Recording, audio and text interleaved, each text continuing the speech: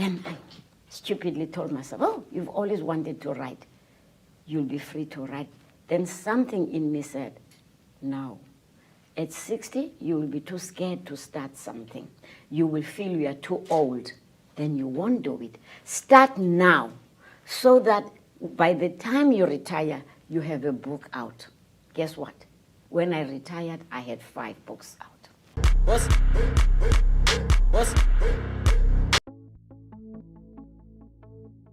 This is my birth name, Sindiwe.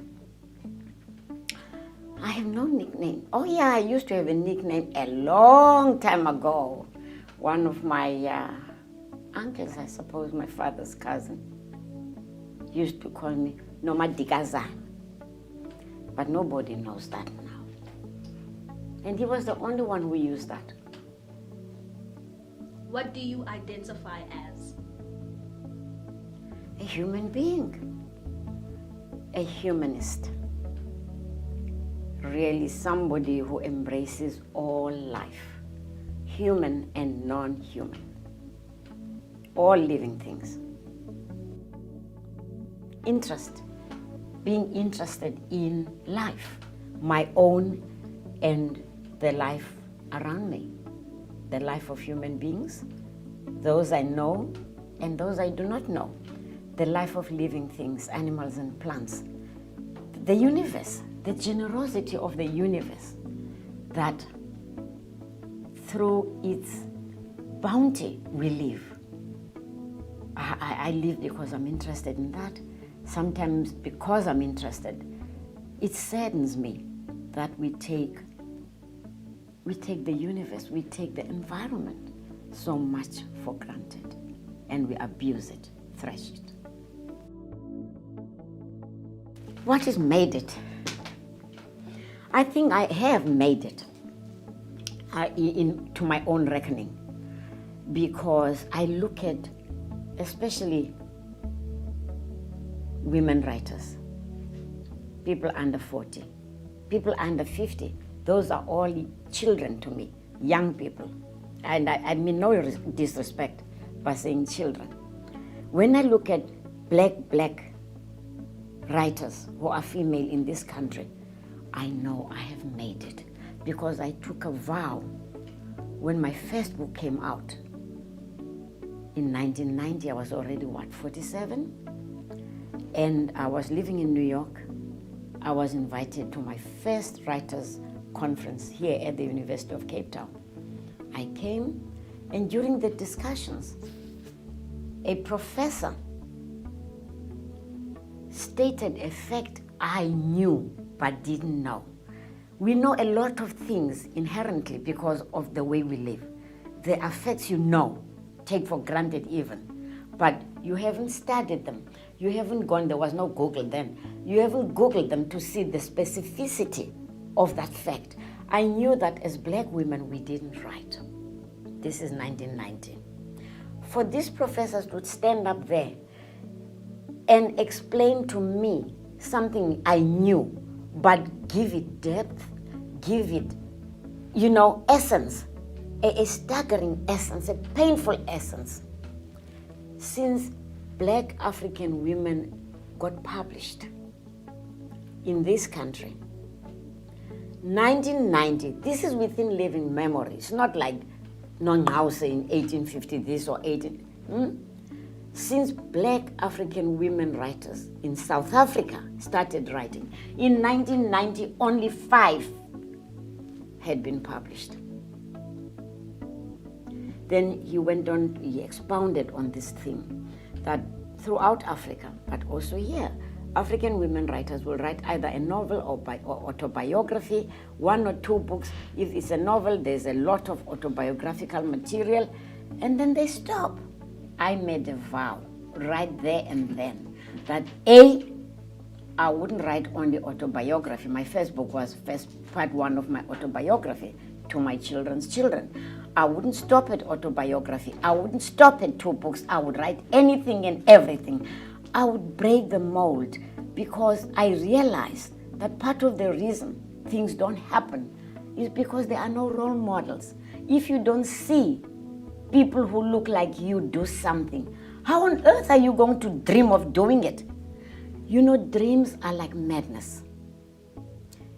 If I crack up and land up in Falkenberg or elsewhere like that, and a white woman who is my age and has grown up in Cape Town also has a mental disorder, we both hallucinate.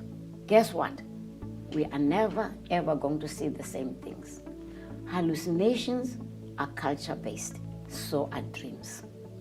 I said, so that children who look like me can grow up seeing somebody who looks like their mother or their grandmother or their aunt who does this thing that apparently we hadn't cottoned on that it's doable by people who look like us. Now, I don't know how many African women in South Africa are writers. I have made it. That for me was my ambition, that more and more young people who look like me can believe they can do it and go ahead and do it. Yes, yes. I wish I had stumbled on the fact of being aware there will be a tomorrow and a next year, and that you should take care of the future. It's not going to take care of itself. You know, the future doesn't take care of itself. You take care today of your tomorrow. Yes, I woke up to that fact in my 40s, really, mid-40s. When I started writing, writing has been very good to me because I started writing out of considering really the future. I celebrate always the 5 and the 0. So there I am at 45 and it dawns on me the next 0 will be 50.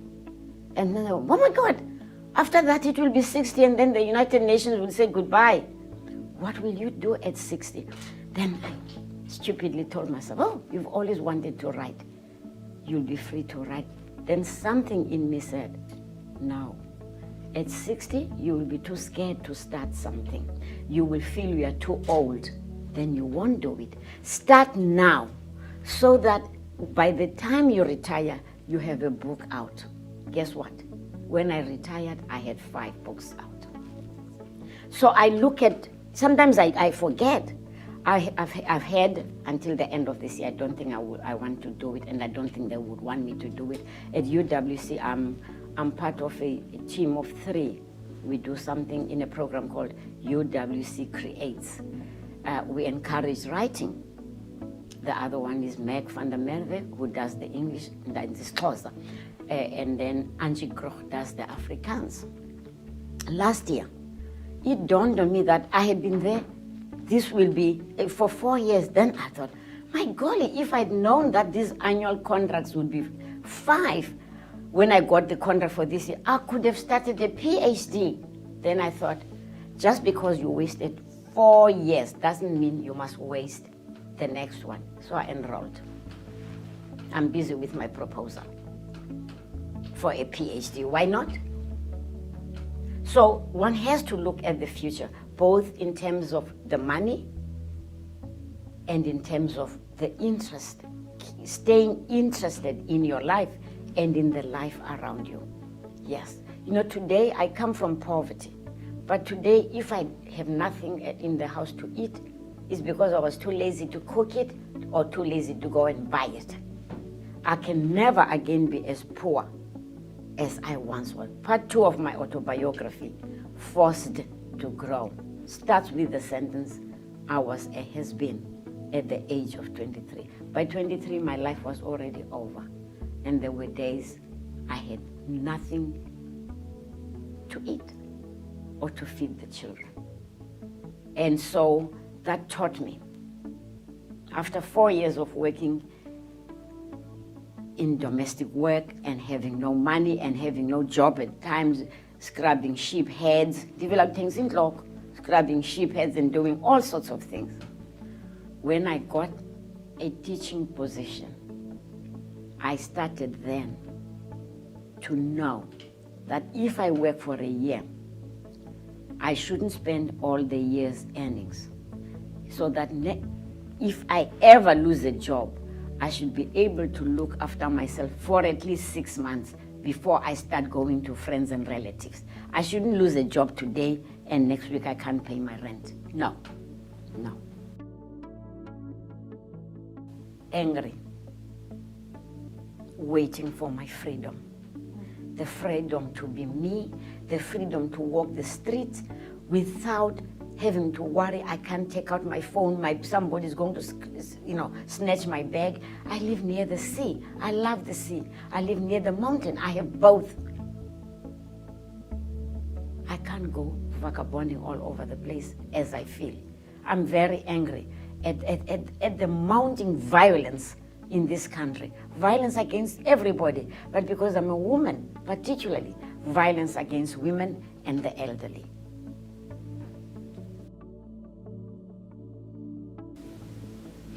If I could start my life all over again,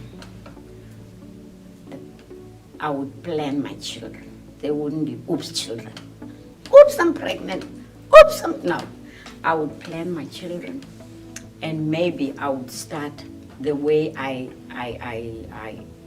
advise people now, or when I'm in discussion with young people.